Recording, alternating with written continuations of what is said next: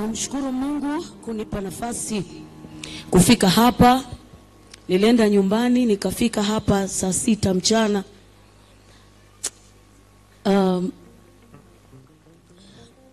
Betty amekuwa rafiki kwangu, ni ndugu yangu pia.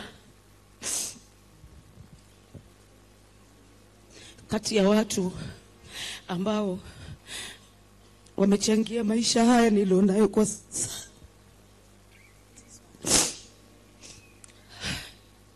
Ni yeye.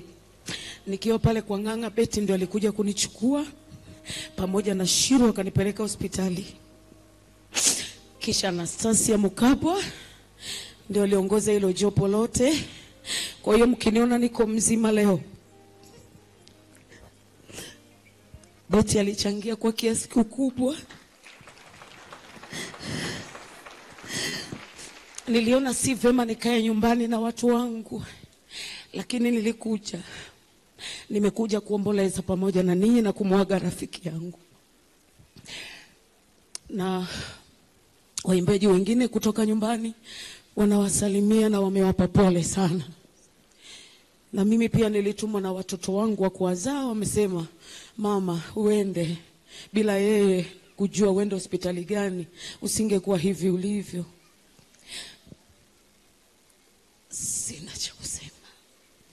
Maumivu yangu wayajua Yesu, kilio changu kikufikia Yesu, karibu kwangu, karibu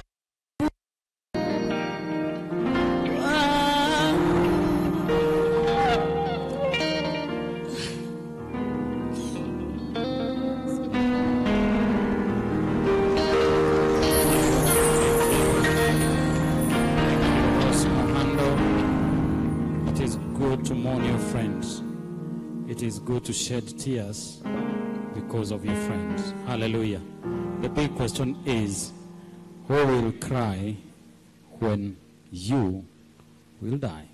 That's a question that we have to ask ourselves, because we've got an opportunity to touch lives. Praise the name of the Lord.